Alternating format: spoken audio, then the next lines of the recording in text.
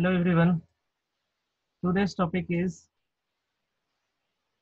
colligative properties of strong and weak electrolyte. तो सबसे पहले जो हमारा कॉन्सेप्ट आता है वो ये आता है कि ये जो इलेक्ट्रोलाइट्स हैं वो क्या है। ठीक है, तो हम कॉलिगेटिव प्रॉपर्टीज पढ़ रहे थे। वो सारी colligative properties mainly depends on the number of particle of solute. ठीक है, जितनी भी हमारी कॉलिगेटिव प्रॉपर्टीज थी वो नंबर पे डिपेंड कर रही थी सॉल्यूट के। ठीक है, तो हम ये कह सकते हैं कि जो हमारे जो सब्सटेंसेस होते हैं जिन्हें हम सॉल्यूट कह रहे हैं, ये सॉल्यूट बेसिकली दो तरह का होता है। ठीक है, अगर हम इलेक्ट्रोलिटिक कंडीशन के सॉल्युबिलिटी के बेस पे बात करें, ठीक है, जिसमें डिसोसिएशन और एसोसिएशन का केस अगर हम लेके चले तो हम वो कहेंगे कि सॉल्यूट्स हमारे दो तरह के होते हैं। एक होते हैं इलेक्ट्रोलाइट और दूसरे होते हैं नॉन इलेक्ट्रोलाइट। इलेक्ट्रोलाइट वो होते हैं जो डिसोसिएट हो जाते हैं, मतलब जैसे हम सॉल्युबलाइज करते हैं इनको, ये डिसोसिएट हो जाते हैं, टूट जाते हैं अपने पार्ट्स में जिनसे ये बने होते हैं। ठीक है, तो फर्स्ट जो सब्सटेंसेस हमारे आ रहे हैं जिसमें हम सॉल्यूट को कंसीडर कर रहे हैं कि जो सॉल्यूट हमारा क्या है, सब्सटेंस है, तो ये सब्सटेंस पहला वो है इलेक्ट्रोलाइट और दूसरा है नॉन इलेक्ट्रोलाइट। इलेक्ट्रोलाइट कंप्लीटली जो डिजोल्व हो जाए उसे हम कहेंगे स्ट्रॉन्ग इलेक्ट्रोलाइट, और जो कुछ हद तक टूटे जिनका डिसोसिएशन कम हो उसे हम कहेंगे नॉन वीक इलेक्ट्रोलाइट। ठीक है, तो अगेन हम इलेक्ट्रोलाइट को भी डिवाइड करेंगे टू पार्ट में, लेकिन सबसे पहले हम देखें कि जो सब्सटेंस है उसको हमने दो पार्ट में डिवाइड किया। फर्स्ट है इलेक्ट्रोलाइट एंड सेकेंड है नॉन इलेक्ट्रोलाइट। तो इन दोनों के रिस्पेक्ट में हम बात करते हैं कि इलेक्ट्रोलाइट और नॉन इलेक्ट्रोलाइट क्या है। तो इलेक्ट्रोलाइट वो है जो पूरी तरह से डिसोसिएट हो जाते हैं। ठीक है, जनरली अभी हम मान के चल रहे हैं। ठीक है, कुछ हद तक कम भी होंगे तो वो इलेक्ट्रोलाइट होगा। जैसे हम स्ट्रॉन्ग और वीक की बात करेंगे तो हम ये मान के चलेंगे कि इलेक्ट्रोलाइट बेसिकली क्या होते हैं, टूट जाते हैं। अब वो 100% टूट रहा है तो स्ट्रॉन्ग होगा, कम टूट रहा है 5% 10% तो वीक होगा। यहाँ पे हमने जो एग्जांपल लिया है जैसे NaCl लिया है, एसिड बेसिस का लिया है, और साल्ट्स भी जितने हैं inorganic, basically inorganic acid base और salts, they are strong electrolyte. ठीक है, अब नॉन इलेक्ट्रोलाइट की बात करते हैं कि अगर हम नॉन इलेक्ट्रोलाइट्स की बात करें तो ये नॉन इलेक्ट्रोलाइट वो होते हैं जो डिसोसिएट नहीं होते। They do not dissociate when they dissolve in solvent. अगर ये डिसोसिएट नहीं होंगे तो इनके नंबर ऑफ पार्टिकल चेंज नहीं होंगे, और अगर इनका नंबर ऑफ पार्टिकल चेंज नहीं होगा तो इनकी जो रिजल्टेंट कॉलिगेटिव प्रॉपर्टीज है वो चेंज नहीं होगी। ठीक है, ये इसको करेक्ट करना, ये चेंज लिखा रह गया, यहाँ पे जोड़ लो अनचेंज, ये अनचेंज होगा। ठीक है, अनचेंज होगा। तो नॉन इलेक्ट्रोलाइट जो होंगे उसमें नंबर ऑफ पार्टिकल चेंज नहीं होगा, और नंबर ऑफ पार्टिकल चेंज नहीं होगा तो इनकी जो कॉलिगेटिव प्रॉपर्टीज है वो चेंज नहीं होगी। ठीक है, तो एक चीज तो ये समझ में आ गई कि इलेक्ट्रोलाइट और नॉन इलेक्ट्रोलाइट में क्या डिफरेंस है। जैसे अब एक एग्जांपल लिया हमने,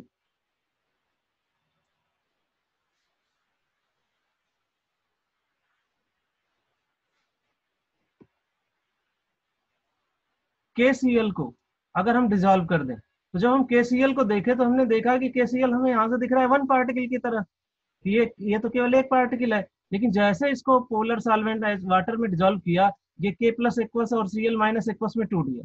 अब यहाँ से हमें पता चल रहा है कि ये दो पार्टिकल है, और अगर जब दो पार्टिकल है तो जब इसका मोलर मास कैलकुलेट करोगे तो वो मोलर मास क्या होगा कि जितना आना चाहिए उससे हाफ आएगा।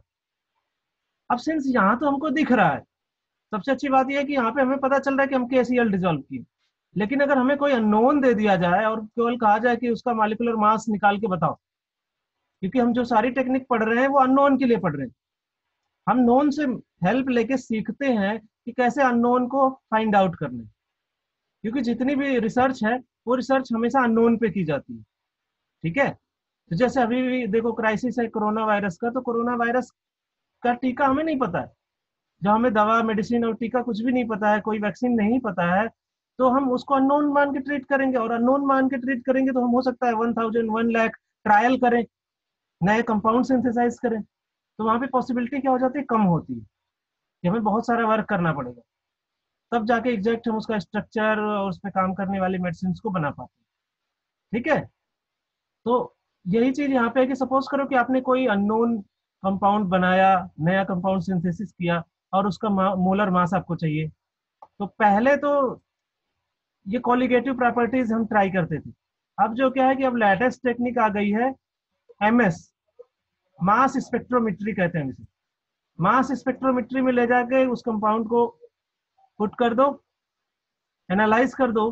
मास स्पेक्ट्रोमेट्री वो आपको बता देगा कि ये कंपाउंड का मोलर मास कितना है, इसका आइसोटोपिक मास कितना होगा, इसके अगर फ्रेगमेंट्स टूट रहे तो उन फ्रेगमेंट्स का मास कितना होगा। तो आजकल जो एडवांस टेक्निक आ गई है, ठीक है,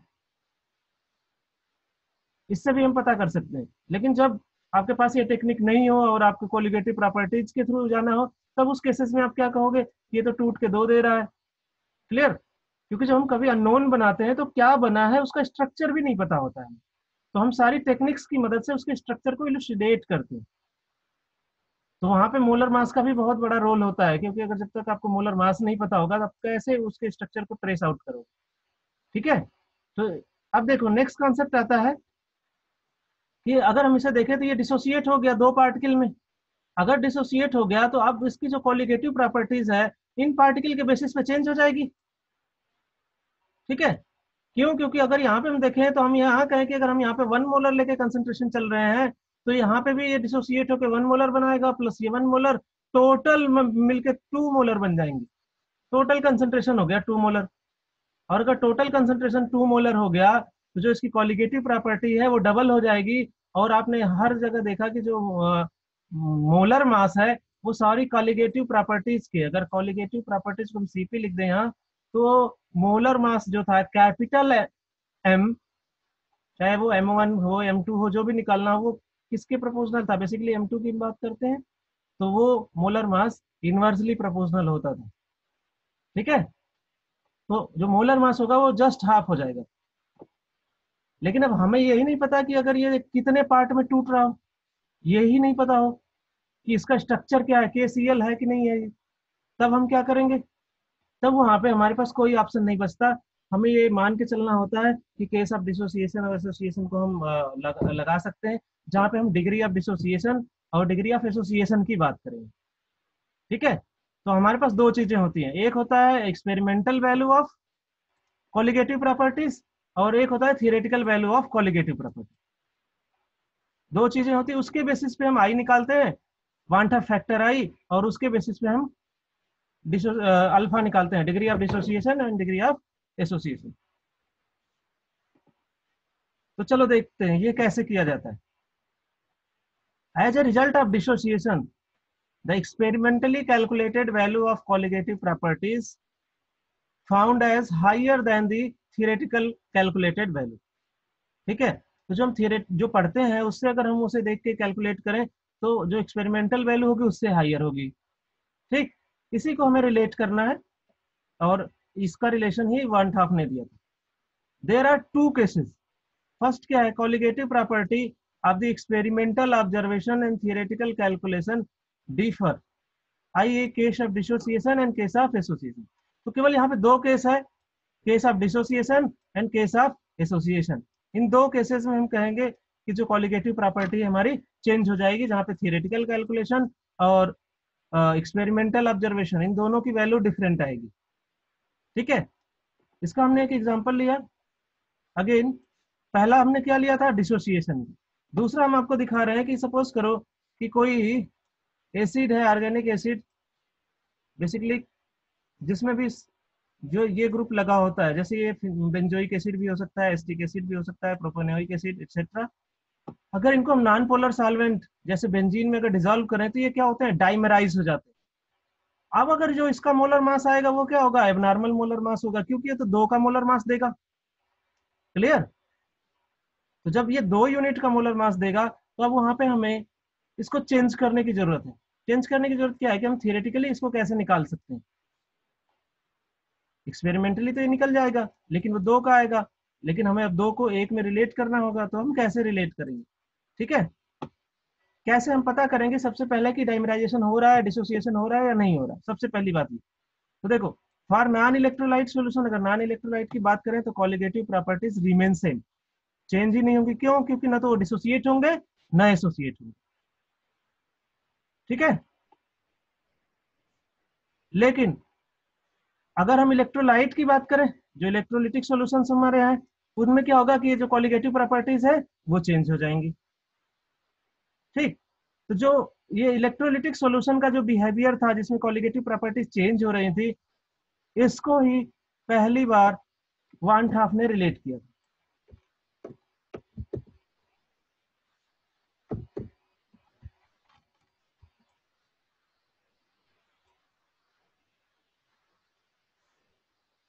ठीक है। तो इसको इन्होंने रिलेट किया था वान हाफ ने, और जिस फैक्टर के द्वारा रिलेट किया था उस फैक्टर को वान हाफ फैक्टर आई कहा गया। ठीक है। वान हाफ ने उस फैक्टर को कहा कि आई, और इसे हम कहते हैं वान हाफ का फैक्टर है। ठीक है। This is one factor, one Hoff factor आई। अब ये क्या बताता है? सबसे पहली बात कि आई है क्या? I is the ratio of colligative property या colligative effect produced by given concentration of electrolytic solution.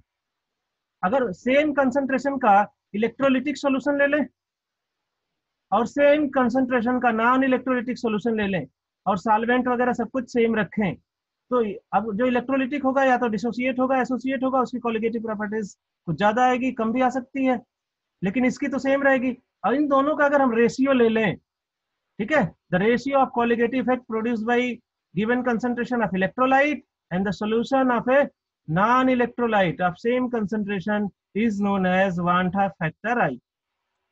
तो हम ये कह सकते हैं कि abnormal colligative properties oblique normal colligative.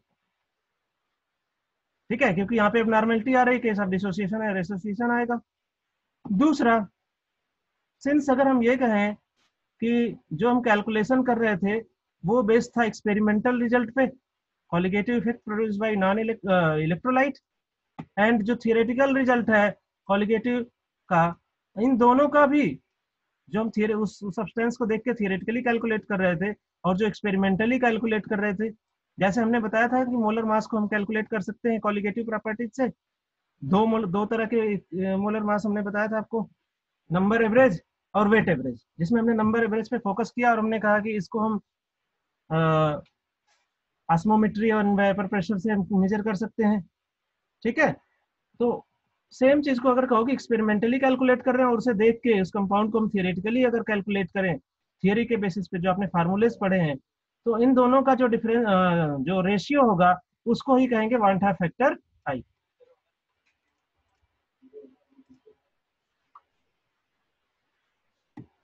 Next है, इसको हम ये भी कह सकते हैं कि जो हमने मोलर मास कैलकुलेट किया एक्सपेरिमेंटली और एक थियोरेटिकली, एक एक्सपेरिमेंटल था एक थियोरेटिकल, तो अगर आपने देखा कि जो कॉलिगेटिव इफेक्ट है, कॉलिगेटिव इफेक्ट में हमने कहा कि जो मोलर मास है वो इनवर्सली प्रोपोर्शनल है। ये कैपिटल M1 या फिर M2 जो भी था ये इनवर्सली प्रोपोर्शनल आ रहा था। तो अगर आप सीपी नॉर्म एक्सपेरिमेंटल की बात करो और कॉलिगेटिव प्रॉपर्टीज जो भी था थियोरेटिकल की बात करो, ठीक है, तो अगर आप इन दोनों को डिवाइड करोगे तो देखो ये जो थियोरेटिकल है इसमें m क्या है 1/, में है, इसमें भी। तो जब इसका आप रेशियो लोगे तो अब ऊपर नॉर्मल चला जाएगा। नॉर्मली जो कैलकुलेट करोगे केवल केवल देख के इस फार्मूले को, वो जो मोलर मास आएगा वो कैलकुलेटेड होगा और जो एबनॉर्मल होगा वो एक्सपेरिमेंटल होगा। क्यों? क्योंकि यहाँ इनवर्सली प्रोपोर्शनल है। नहीं तो ऊपर अभी देखो थियोरेटिकल कहाँ होता था, नीचे होता था, यहाँ पे थियोरेटिकल या कैलकुलेटेड आ गया ऊपर और ऑब्जर्व आ गया नीचे। तो ये कह सकते हो कि calculated molar mass oblique experimentally observe, जो एक्सपेरिमेंट करके दे रहा है आपको निकाल के, जो कि ट्रू है सॉल्यूशन का, वो उसका मोलर मास। तो इसका भी अगर रेशियो लोगे तो ये वान हाफ फैक्टर आई होगा। अब देखो इस वान हाफ फैक्टर आई को कैसे रिलेट किया जाता है। ये जितनी भी वैल्यूज हमने ली है, जैसे हमने लिया है depression in freezing point, elevation in boiling point, osmotic pressure and relative lowering of vapour pressure, तो हमने कहा कि हमारे पास दो तरह की वैल्यूज हैं, colligative properties theoretically calculated and colligative properties experimentally calculated. तो जो जिसमें ये नॉट लिखा है, इस नॉट का मतलब क्या है, ये एक्सपेरिमेंटल रिजल्ट है, ठीक है। ये थियोरेटिकल हम कैलकुलेट कर रहे हैं, सॉरी उल्टा हो गया, ठीक है। नीचे वाला थियोरेटिकल है, ऊपर वाला एक्सपेरिमेंटल है, ठीक है। तो ये एक्सपेरिमेंट दे रहा है, और नॉट लगाने का मतलब जो आप स्टैंडर्ड कैलकुलेट कर सकते हो, ठीक। तो इन दोनों को डिवाइड कर दो, बेसिकली आपका एक फर्स्ट जो डिफिनेशन ही थी क्वांटा फैक्टर आई की, यही थी। तो यहाँ से अगर आप देखो कि सारे इक्वेशन के बराबर क्या है, आई है, तो इस आई के बेसिस पे आप पहले वाले को ले लो एक बार, फिर आई के साथ दूसरे वाले को, फिर आई के साथ तीसरे वाले इक्वेशन को, और फिर आई के साथ इस चौथे वाले इक्वेशन को। तो टोटल 4 इक्वेशन बन जाएंगे, दिस विल बी, ठीक है। तो एक्सपेरिमेंटल जो ऑब्जर्वेशन होगा, वो थियोरेटिकल ऑब्जर्वेशन में केवल केवल वन हाफ फैक्टर आई से मल्टीप्लाई कर दो, कन्वर्ट हो जाएगा उसमें। तो अब आपको क्या करना है कि जितना भी आपने पढ़ा है सब में आई से मल्टीप्लाई कर देना है, और कुछ नहीं करना, ठीक है। लेकिन कब, जब आपको लगे कि जो भी कंपाउंड दिया गया है उसमें केस ऑफ डिसोसिएशन या फिर एसोसिएशन है। नॉन इलेक्ट्रोलाइट का मतलब देखो, अगर हमने कहा है जैसे ग्लूकोज की बात करें, C6H12O6 की, ठीक है, ये नॉन इलेक्ट्रोलाइट है, ये डिजोल्व होने पे नहीं टूटेगा। लेकिन अगर इसी की जगह सुक्रोज हो, अगर वाटर में डिजोल्व करोगे तो वो टूट जाएगा ग्लूकोज और फ्रक्टोज में। अगर इसी की जगह कह देता है कि यूरिया है, यूरिया को हमने डिजोल्व किया, तो यूरिया नहीं टूटेगा। तो अब आपको थोड़ा सा इनके फार्मूले से भी देखना है और पहचानना है कि कौन से कंपाउंड आयनिक है। Basically inorganic acid base and salts, वो 100 स्ट्रॉन्ग इलेक्ट्रोलाइट होते हैं, और weak electrolytes mainly organic acids और ऑर्गेनिक बेसिस होते हैं, ठीक है। तो ऑर्गेनिक एसिड का हमने एक एग्जांपल आपको लिया था कि CH3COOH, ये वीक एसिड में कंसीडर किया जाता है। और आपने इक्विलिब्रियम में भी पढ़ा होगा कि इसका जो डिग्री ऑफ डिसोसिएशन है वो कम होता है, मतलब ये 5% के आसपास आयोनाइज होता है, 5 से 10%। मोस्टली बुकों में 5% आयोनाइजेशन लिखा होता है, ठीक है। तो 100% के कंपेरिजन में 5% तो बहुत कम है, तो इसे हम वीक इलेक्ट्रोलाइट कंसीडर करेंगे। और यही अगर लिख दे कि HCl है, NaCl है, NaOH है, ये सारे क्या है, स्ट्रॉन्ग इलेक्ट्रोलाइट है, और ये 100% आयोनाइज हो जाते हैं,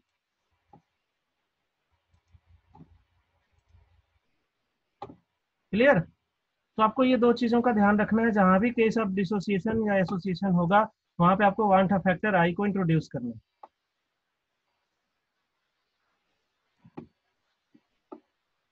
तो देखो, जो हमारे सब्सटेंसेस थे वो मेनली दो ही प्रोसेस में जा रहे थे, एसोसिएशन और डिसोसिएशन। तो हम दो केसेस को पढ़ेंगे, एसोसिएशन और डिसोसिएशन के केस को, और एक आगे अलग से भी पढ़ेंगे case of dilution, case of dilution.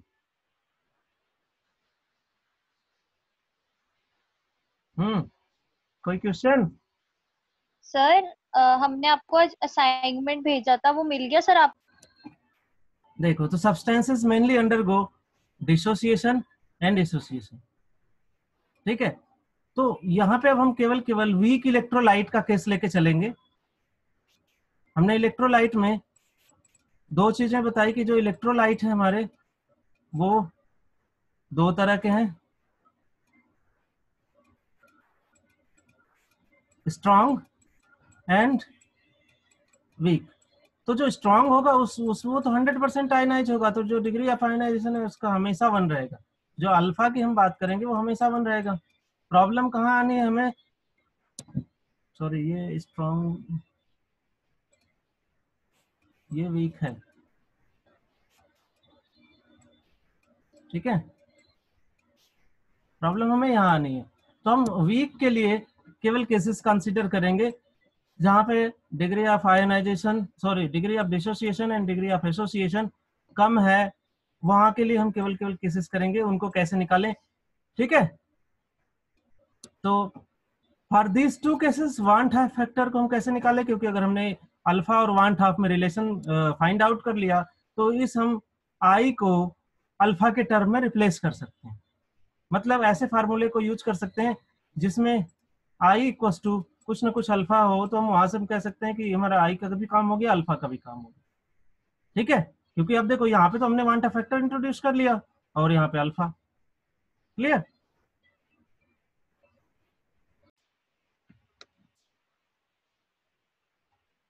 First concept is calculation of degree of dissociation. तो देखो हम यहाँ पे जो डिग्री ऑफ डिसोसिएशन है और डिग्री ऑफ एसोसिएशन दोनों को अल्फा के टर्म में मेजर करते हैं। Degree of dissociation alpha. ठीक है, तो हमने कहा कि बेसिकली हम यहाँ पे डिग्री ऑफ डिसोसिएशन अल्फा का है। अब देखो जैसे हम कहते हैं कि कोई हमारा सब्सटेंस या कंपाउंड 5% आयोनाइज हो रहा है, तो 5% का मतलब क्या है कि अगर उसके 100 मॉलिक्यूल्स हैं, 100 मॉलिक्यूल्स हैं, तो उस 100 में का केवल 5 जो मॉलिक्यूल्स हैं वो आयोनाइज हो रहे हैं आउट ऑफ 100। यही ना? क्लियर? तो 5% का मतलब यही है कि केवल 5 मॉलिक्यूल टूट रहे हैं, रेस्ट ऑफ ऑल नहीं टूट रहे हैं। अगर ऐसे केसेस में अगर जब रेस्ट ऑफ ऑल नहीं टूट रहे हैं तो जो हम कह रहे थे कि नंबर ऑफ आयंस वो चेंज होंगे, लेकिन वो इस रेशियो में चेंज नहीं होंगे जिस रेशियो में दिखता है हमें जैसे दिखता है कि सारा का सारा डाइमर हो गया, जैसे एसिटिक एसिड का केस लिए। ठीक है, या फिर हम कहें कि एसिटिक एसिड ही टूट रहा है, आयोनाइज हो रहा हो, CH3 CO माइनस प्लस का H। आप जो है इसे 12th में पढ़े हो, K for weak acid, ionization constant for weak acid आप करते थे, K equals to Cl5 divided by 1 minus alpha वगैरह करके। कुछ याद आ रहा है? तो सेम उसी तरह का कॉन्सेप्ट करके हम यहाँ पे निकालेंगे कि कितना आयोनाइजेशन होगा। ठीक है, देखो एज्यूम करो कि हमारे पास कोई कंपाउंड है और वो कंपाउंड कुछ इस तरीके से लिखा जा सकता है AX BY। जैसे हम लिखते हैं बहुत सारे कंपाउंड को लिखते हैं, जैसे हम लिखते हैं देखो Al2O3। ठीक है, लेकिन Al2O3 क्या है, आयनाइज नहीं होगा, तो हम इसको फिलहाल नहीं लिख रहे हैं, मतलब हमारे कहने का मतलब जैसे हम H2SO4 लिख दें, तो H2SO4 में देखो ये पूरी एक यूनिट होती है और ये 2 यूनिट में होता है, तो हम ये कहें कि H क्या है, 2 है, और SO4 1 है। तो ये स्पीसीज लिखा गया है, उसके जो आयंस हैं, आयंस के टर्म में लिखा गया AX BY। अगर हम इस तरीके से लिख सकते हैं तो जब भी आप इसको डिसॉल्व करोगे ये टूटेगा कितना, एक्स ए है तो एक्स ए, चार्ज इसका डिसोसिएट हो जाएगा वाई के रेस्पेक्ट में, जितना वाई होगा इस पे प्लस चार्ज उतना आएगा, ताकि एक्स और वाई का मल्टीप्लीकेशन और यहाँ पे एक्स और वाई का मल्टीप्लीकेशन दोनों प्लस और माइनस में बराबर हो। क्लियर? तो ये टूट जाएगा X A Y plus plus का वाई बी एक्स माइनस। अब अगर यहाँ पे हम M molal concentration, initial concentration M लेके चले T इक्वस टू 0 पे, जब रिएक्शन ये स्टार्ट ही नहीं हुई थी, जब हमने डिजोल्व करना शुरू ही नहीं किया था, बस डिजोल्व करने वाले थे, या फिर जब हमने डिजोल्व कर दिया तो उस समय का कंसंट्रेशन, लेकिन अभी डिसोसिएशन शुरू नहीं हुआ, ये मान के चलो। फिर हम कह रहे हैं कि चलो एक टाइम ऐसा आता है जब ये इक्विलिब्रियम एग्जिस्ट हो जाता है पूरा का पूरा, इस कंपाउंड को AX BY को जितना टूटना था वो डिसोसिएट हो गया, जितना टूटना था वो टूट गया, मतलब जितना डिसोसिएट होना था वो डिसोसिएट हो गया। तो अगर आप ध्यान दो कि जब आप 12th में थे तो आपने 12th में पढ़ा कि यहाँ पे हम 1 लेके चलते थे तो इसे कहते थे 0 0। ठीक है, यहाँ पे कहते थे 1 माइनस का अल्फा, यहाँ पे कहते थे अल्फा अल्फा। अगर हम इसे C लेके चलते थे तो हम इसे कहते थे C अल्फा। ध्यान दो, ठीक है, इसे कहते थे C 1 माइनस का अल्फा। क्लियर? तो यहाँ पे हम M कंसंट्रेशन ले लिए हैं। अब देखो यहाँ सिंस इसका अगर x मोल है और इसका y मोल डिसोसिएट हो रहा है, ये नंबर ऑफ आयंस है, ठीक है, ये x में डिसोसिएट हो रहा है, तो एट इक्विलिब्रियम इसका जो कंसंट्रेशन होगा ये m का इतना पार्ट होगा, x अल्फा पार्ट, और m का ये y अल्फा पार्ट होगा। क्लियर? और ये हो जाएगा m 1 माइनस अल्फा, जितना इसका पार्ट टू था। तो हमें चाहिए क्या, जो डिग्री ऑफ डिसोसिएशन अल्फा है हमारा, वो क्या है, number of dissociated moles upon total number of moles. तो टोटल नंबर ऑफ मोल्स हमने शुरुआत में यही लेके चले थे। अब ये डिसोसिएटेड के इक्विलिब्रियम पर के मोल हो जाएंगे, टोटल नंबर ऑफ मोल्स। तो इन दोनों की वैल्यूज को हमें कैलकुलेट करना है। M is the original molality of the solution, मतलब एक तरह से कंसंट्रेशन हमने लिया। वहां पे हम मोलैरिटी मोलैरिटी लेके चलते थे, सिंस हमारी जो है कॉलिगेटिव प्रॉपर्टीज मोलैलिटी में डिनोट की रहे हैं, तो हम यहाँ पे मोलल कंसंट्रेशन ले लिए। तो बेसिकली जो एम है वो हमारा कंसंट्रेशन है। ठीक है, अब देखो टोटल नंबर ऑफ मोल्स आप कैलकुलेट कर लो। ये हो जाएगा एम 1 माइनस अल्फा प्लस का एम एक्स अल्फा प्लस का एम वाई अल्फा। क्लियर? तो यहाँ सब में देखो एम है, इसमें एम है, इसमें एम है, इसमें एम है, एम अगर कॉमन ले लो तो ये हो जाएगा 1 माइनस अल्फा यहाँ से plus X alpha plus Y alpha. ठीक है, अब इन तीन क्वांटिटीज को देखो, इन तीन क्वांटिटीज को देखो, इन सब में क्या है, अल्फा है, अल्फा है। तो इन तीनों में से हम अल्फा कॉमन ले लें तो यहाँ हो जाएगा एक्स प्लस वाई माइनस का 1। ठीक है, प्लस का अल्फा लिया है तो यहाँ पे जो -1 आएगा उसको हमने इधर ट्रांसफर कर दिया इस साइड। क्लियर? तो अब हमने कहा कि जो ये x और y है, यही तो नंबर ऑफ डिसोसिएटेड मोल्स है, नंबर ऑफ पार्टिकल यही हो रहा है। तो हमने इसको, इस टोटल पार्टिकल को v से डिनोट कर दिया। v is the total number of ions. Clear? जो आयंस टूटे हैं हमारे, तो हमने कहा x प्लस वाई को हम v लिख सकते हैं और ये हो जाएगा v-1। क्लियर? तो ये हो गया टोटल नंबर ऑफ मोल्स। अब हमें अल्फा निकालना है।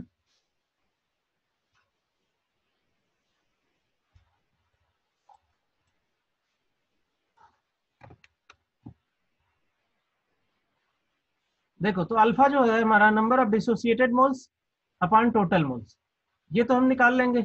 लेकिन अब हमें इसे आई से रिलेट करना है। आई से कैसे रिलेट करें? ठीक, तो जब हमें आई से रिलेट करना है तो हमने देखा कि जो आई था वो हम दे सकते थे कैलकुलेटेड कॉलिगेटिव प्रॉपर्टीज ऑब्लिक,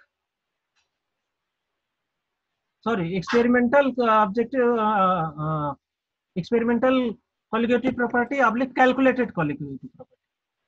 ठीक है, तो अगर हम ये कहें कि जो यहाँ पे जो एक्सपेरिमेंटल कंडीशन में जो जो हमारा डिसोसिएट हो जा रहा है, तो जो मोलैलिटी अब नेक्स्ट कंसंट्रेशन होगा वो एमटी होगा, total number of moles.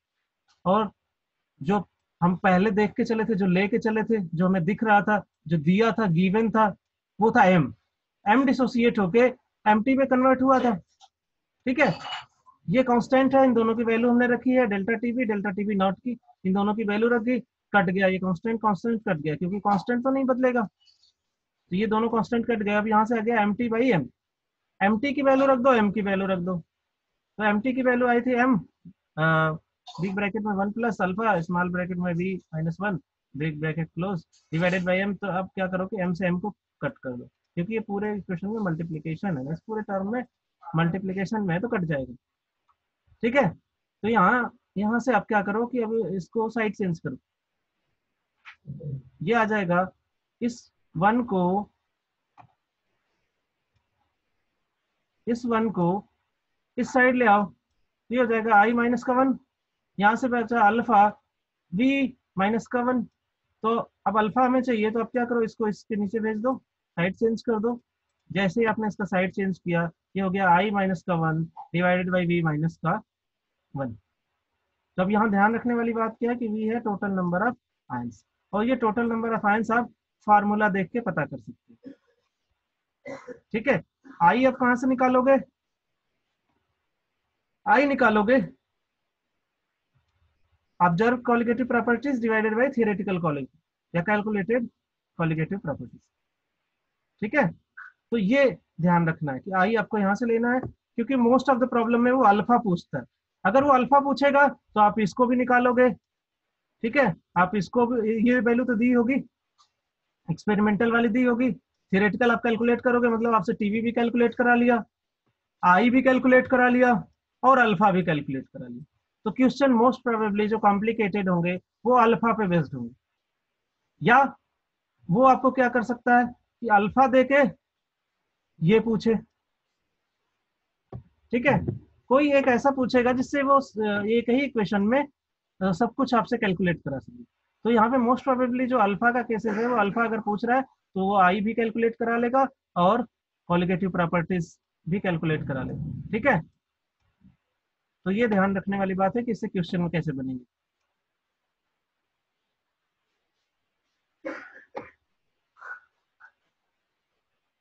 Equation of alpha can be used to calculate the degree of dissociation from want of factor I।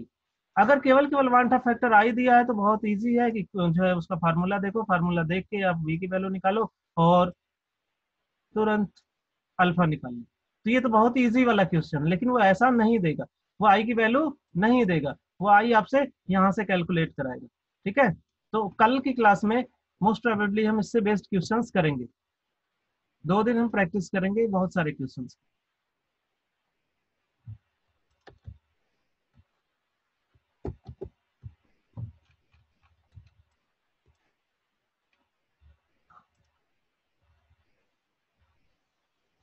Next case है हमारा calculation of degree of association. अब जैसे हमने जो है एस्टिक एसिड या फिर बेंजोइक एसिड वाला केस बताया था, जिसमें हमने देखा कि जो है दो एसिड के मॉलिक्यूल एक दूसरे से एसोसिएट हो गए, डाइमर बना लिया था उन्होंने।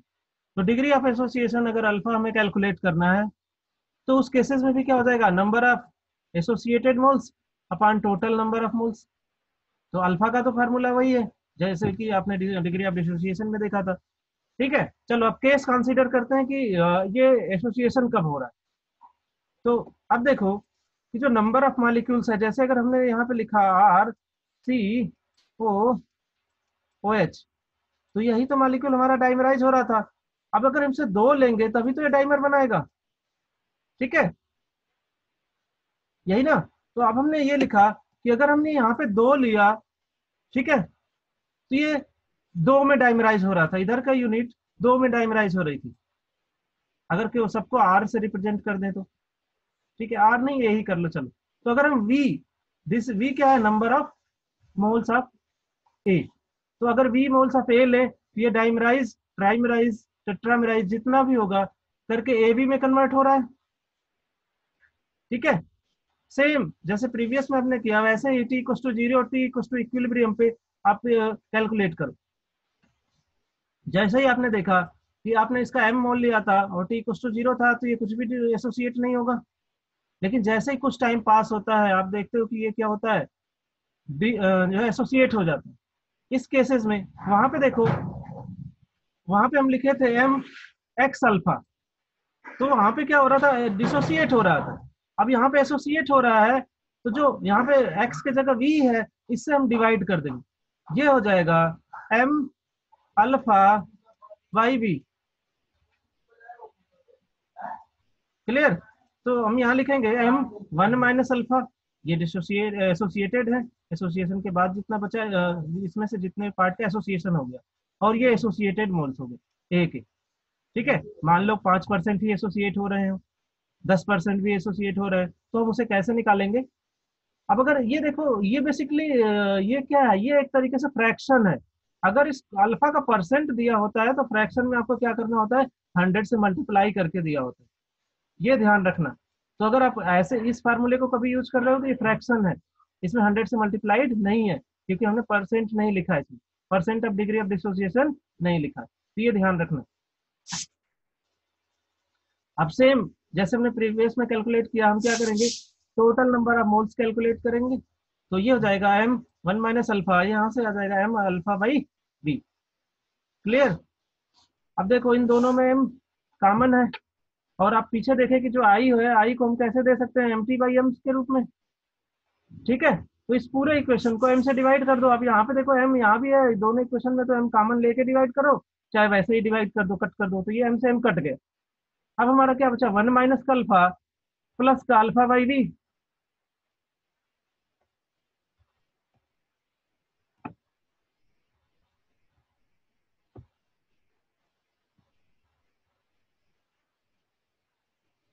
तो ये बचा वन माइनस का अल्फा प्लस का अल्फा बाई बी। अब क्या करो, इस पूरे को इस साइड ट्रांसफर कर दो और इस आई को इस साइड। तो जैसे ही आपने ट्रांसफर किया हो गया 1 माइनस का आई। अब देखो ये अल्फा क्या है, माइनस में है तो ये अल्फा हो गया प्लस में, और ये alpha alpha by B plus है तो ये हो गया माइनस में। तो अल्फा माइनस का alpha by B equals to 1 minus का आई।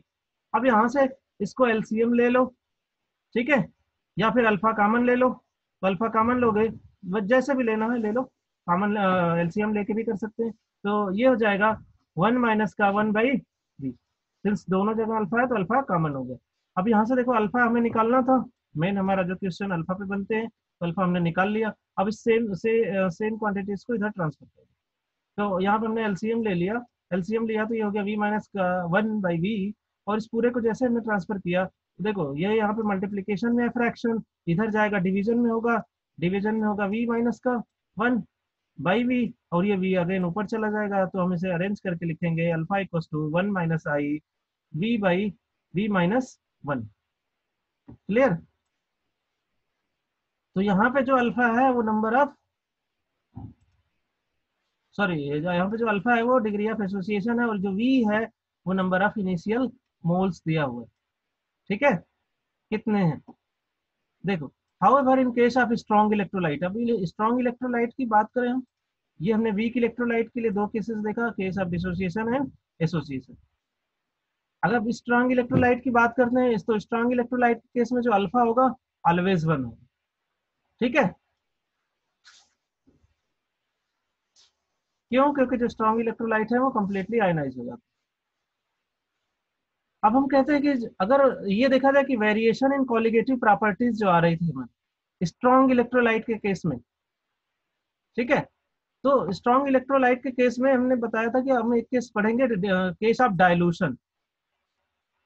तो जब स्ट्रॉन्ग इलेक्ट्रोलाइट को हम डाइल्यूट करते हैं तो उसकी कॉलिगेटिव प्रॉपर्टीज चेंज होती है। क्यों? क्योंकि जो आयंस हैं उनके जो है मोबिलिटी बढ़ जाती है, प्लस उनके जो सराउंडिंग आयंस हैं उनसे उनका इंट्रैक्शन बढ़ जाता है, स्पेस ज्यादा बढ़ता है। तो आपने देखा होगा जो है मोलर कंडक्टिविटी पढ़ते हो, तो जैसे ही आप कहते हो कि मोलर कंडक्टिविटी की अगर हम बात करें, तो अगर हम कंसंट्रेशन बढ़ाते हैं तो कंडक्टिविटीज, जो मोलर कंडक्टिविटी है, डाइल्यूशन बढ़ाते हैं तो मोलर कंडक्टिविटी बढ़ जाती है। लिमिटिंग मोलर कंडक्टिविटी और कंडक्टिविटी के केसेस आपने पढ़े होंगे 12th में। ठीक है, तो बेसिकली अगर हम इसकी बात करें कि हम डाइल्यूशन कर रहे हैं स्ट्रॉन्ग इलेक्ट्रोलाइट में, तो ये डिवाई हकल थियरी ने इसको इंटर आयनिक अट्रैक्शन के टर्म में एक्सप्लेन किया कि जैसे जैसे हम डाइल्यूशन करते हैं वहां पे जो number of particle of solute है वो हमारे आयंस को सराउंड कर लेते हैं, और सराउंड करने की वजह से उनका जो इंटरेक्शन है वो आपस में कम हो जाता है, प्लस ये थोड़ा सा न्यूट्रली बिहेव करते हैं।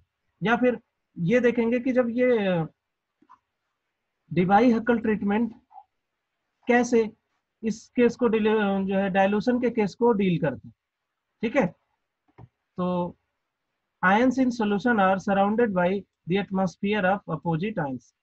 तो हमने यही कहा कि अगर सपोज करो हमने NaCl लिया तो ये NaCl टूटेगा Na प्लस में, ठीक है, प्लस का Cl माइनस में। अब अगर ये दो केसेस में टूटता है तो होगा क्या, जो हमारे सराउंडिंग आयंस हैं वो इनको, जो सॉल्वेंट के मॉलिक्यूल्स हैं वो इनको सराउंड कर लेंगे। ठीक है, देखो जो इस केस में जो सेंट्रल एटम है वो सराउंडिंग एटम से क्या होता है, घिर जाता है, मतलब इसको सराउंडिंग एटम्स घेर लेते हैं, गैदर्ड हो जाते हैं। अब ये इंटरेक्शन जो है प्योरली एक तरह से आयनिक होता है, और ये इतने ही सराउंडिंग एटम आएंगे कि जो नेट चार्ज इस सेंट्रल एटम पे है वो उनसे बैलेंस हो सके। देखो सेंट्रल एटम पे हम कहें तो क्लियर कट प्लस चार्ज है, Na पे प्लस है, लेकिन इन पे क्या है, डेल निगेटिव डेल निगेटिव, तो ये सारे डेल निगेटिव उतने ही होंगे, उतने ही इसको जो है गैदर कर सराउंड कर सकते हैं जितने सारे मिलके क्लियर पॉजिटिव चार्ज ना बना दे, सॉरी पॉजिटिव निगेटिव चार्ज ना बना दे। क्यों? क्योंकि Na पे हमारा पॉजिटिव है। लाइकली जो हमारा क्लोराइड आयन होगा वो भी इसी तरह से सराउंड हो जाएगा वाटर के मॉलिक्यूल्स, जैसे हमने यहाँ पे लिया सॉल्वेंट के रूप में, तो H प्लस इसको क्या करेंगे, अट्रैक्शन प्रोवाइड करेंगे। ठीक है, तो इस केस में क्या होता है कि फॉर ए गिवन सॉल्वेंट और फिक्स टेम्परेचर पे, टेम्परेचर का रोल क्यों है? क्योंकि टेम्परेचर जैसे ही आप बढ़ाते हो मूवेबिलिटी ऑफ आयंस बढ़ जाती है, ठीक है। तो ये मूवेबिलिटी बढ़ेगी तो कॉलिगेटिव प्रॉपर्टीज पे भी इफेक्ट पड़ेगा। इसीलिए हम जो है जितनी भी कॉलिगेटिव प्रॉपर्टीज पढ़े हैं उसमें सब में हमने कहा है कि जो टी क्या है, कांस्टेंट है। टेम्परेचर किसी एक पर्टिकुलर टेम्परेचर पे ही हमने कॉलिगेटिव प्रॉपर्टीज की बात की। अगर आपने देखा कि टेम्परेचर बढ़ाते हैं तो कॉलिगेटिव प्रॉपर्टीज चेंज कैसे हो सकती है। बेसिकली इसका रिलेशन हम जो है क्लैसियस लैप्लान से देते हैं, प्रेशर और टेम्परेचर का, ठीक है। तो वो आपने नहीं पढ़ा है तो कोई नहीं, फिर कभी अगर मौका मिलेगा तो पढ़ा जाएगा। देखो, the interaction between ions mainly depends on concentration and charge of ions. तो अब इस केस में हम देखेंगे कि जो इनके बीच का इंटरेक्शन है ये किस पे डिपेंड करेगा, जो इनके कितने कंसंट्रेशन है। अब हम डायलूशन कर रहे हैं तो डायलूशन करने का मतलब क्या, कंसंट्रेशन को डिक्रीज कर रहे हैं। और नंबर ऑफ चार्ज की बात करें कि इस पे कितना चार्ज है, जैसे हमने कहा कि एल्यूमिनियम सल्फेट है,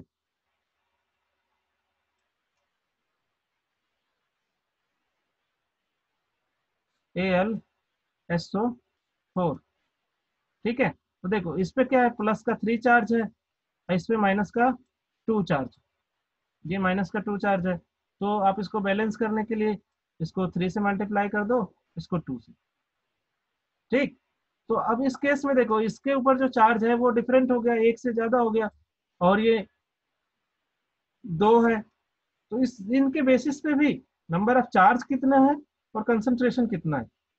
अगर आप सपोज करो कि एक पॉजिटिव चार्ज को 1, 2, 3, 4, 5 वाटर के मॉलिक्यूल सराउंड कर रहे हैं, तो 3 पॉजिटिव चार्ज को प्लस 3 चार्ज को सराउंड करने के लिए 5 से ज्यादा चाहिए, इस 5 से ज्यादा चाहिए ना हमें। तो 5 से ज्यादा वाटर मॉलिक्यूल सराउंड करेंगे। तो इनकी जो इंटरेक्शन है वो बेसिकली डिपेंड करेगी इनके कंसंट्रेशन पे और चार्ज ऑफ आयंस पे।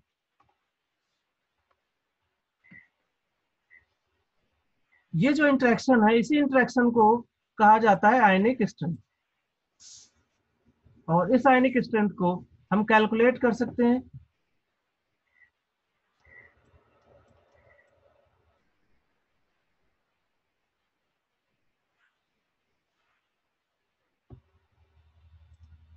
देख, म्यू इक्वस टू, अब यहाँ पे देखो म्यू केमिकल पोटेंशियल नहीं है, अब यहाँ पे म्यू केवल केवल आयनिक स्ट्रेंथ है।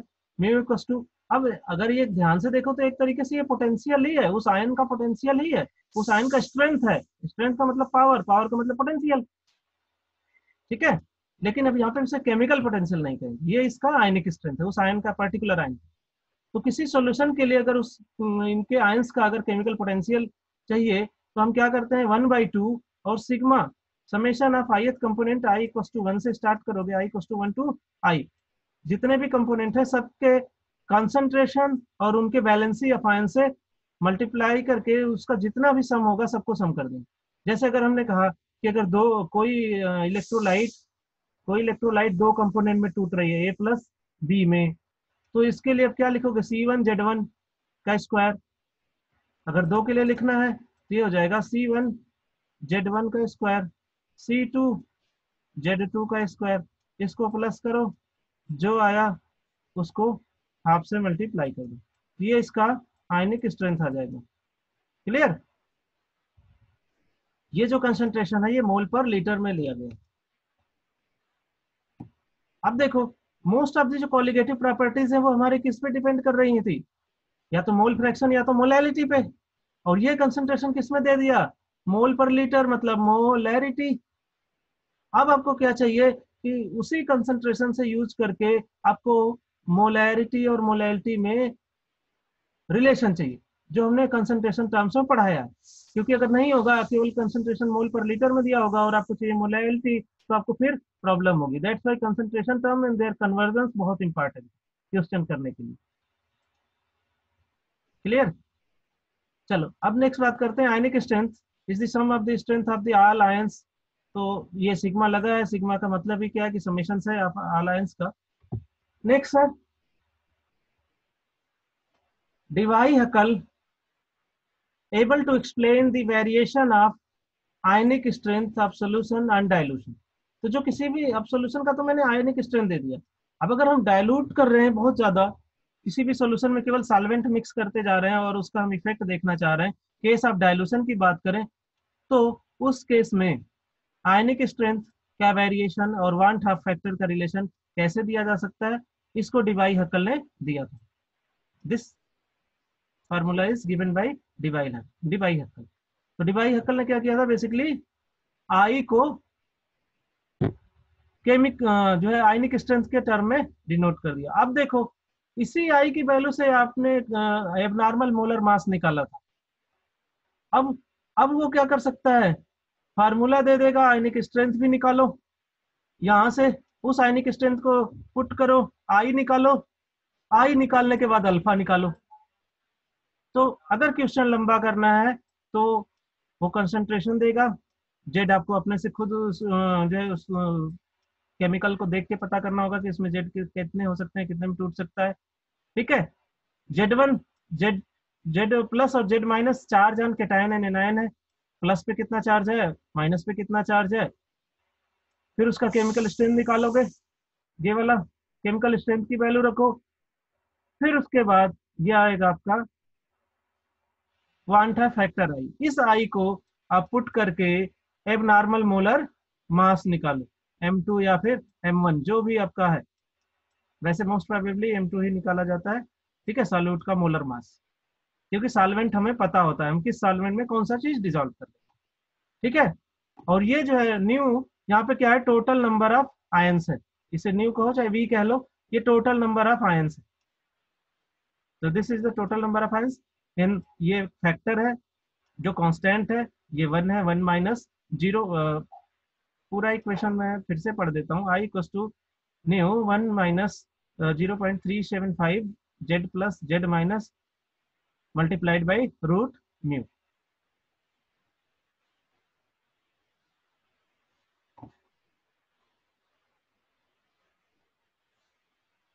तो ये है टोटल नंबर ऑफ आयंस, ये है चार जान केटायन, चार जान एनायन, आयनिक स्ट्रेंथ, और आई है वन हाफ फैक्टर आई। तो इस तरीके से जो आपका पूरा सिलेबस है वो फिनिश हो गया।